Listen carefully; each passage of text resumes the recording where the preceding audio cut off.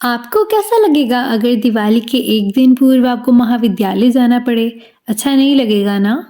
उससे भी ज़्यादा बुरा तो इस बात का लग रहा था कि अध्यापकों ने कुछ पढ़ाया भी नहीं। मैं अपना समय नष्ट नहीं करना चाहती थी, इसलिए मैं बाजार चली गई और वहाँ पर दिवाली के लिए छोटी-मोटी खरीदारी करने लगी। मैंने सोचा था कि मैं मिठाइयाँ खरीदूँगी, पर बक्से देखने के बाद मैंने सोचा कि क्यों ना मैं दुकानदारों से ही खरीदूं, क्योंकि साल का यही समय है जब उनकी भी बिक्री होती है। कहते हैं ना, पहले पेट पूजा फिर काम दूजा। लेकिन मुझे इतनी ज़्यादा भूख नहीं थी, तो हम पास वाली चाट भंडार में ही चले गए। तो मैंने सोचा वहीं पर कुछ थोड़ा बहुत खा लेती हूँ। फिर किया मैंने मुख्य काम जो मैं करने आई थी, यानी कि बाजार का एक चक्कर मारना। वहाँ पर मैंने बहुत सारे लोगों को देखा।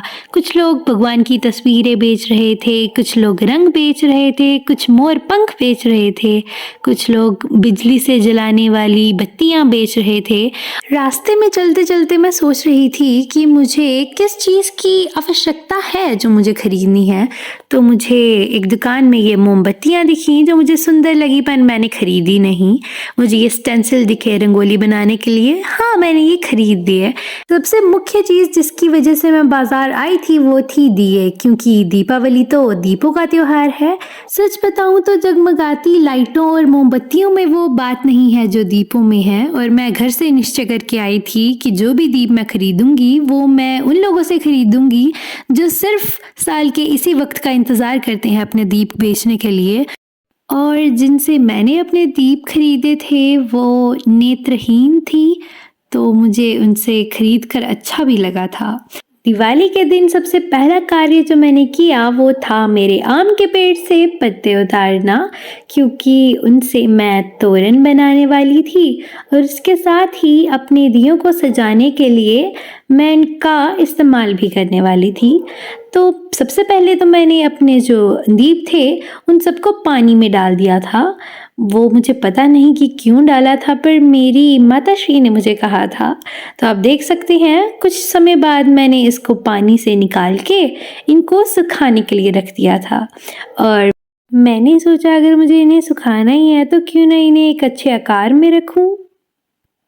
उसके बाद मेरी बहन ने मेरी कुछ मदद की और इन आम के पत्तों को भी हमने पानी में साफ करने को रख लिया। दिए जो थे वो सभी बाहर निकाल दिए थे और सूखने के बाद और पत्तों का इस्तेमाल करने के बाद ये कुछ ऐसे दिख रहे थे। फिर बारी आई मेरी रंगोली की, जो ये मैंने स्टेंसिल से बनाई थी और ये वाली हाथों से। मैंने बहुत सारे रंग खरीदे थे पर मेरे पास समय ही नहीं था कुछ बनाने का।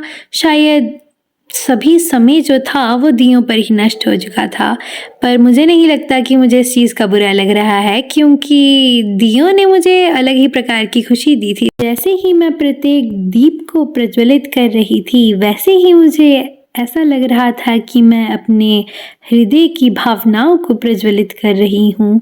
और ऐसा आभास हो रहा था कि इन दीपों की रोशनी जैसे मेरा जीवन भी रोशनमय हो रहा है। फिर इन दीपों को मैंने इनके निर्धारित स्थानों पर लगाया और ये देखने में बहुत ही खूबसूरत लग रहे थे। कुछ दीप जो थे वो मैंने अपनी रंगोली पर भी लगाए। ये बीच वाला दिया जो था ये मैंने तुलसी के आकार का खरीदा था, जो मुझे बहुत ज़्यादा प्यारा लगा था और मेरी रंगोली कुछ इस प्रकार की दिख रही थी। अब दिवाली बनाएं और पटाखे ना जलाएं, ये कौन सी दिवाली हुई भला। तो थोड़े बहुत पटाखे तो हम भी जला लिए।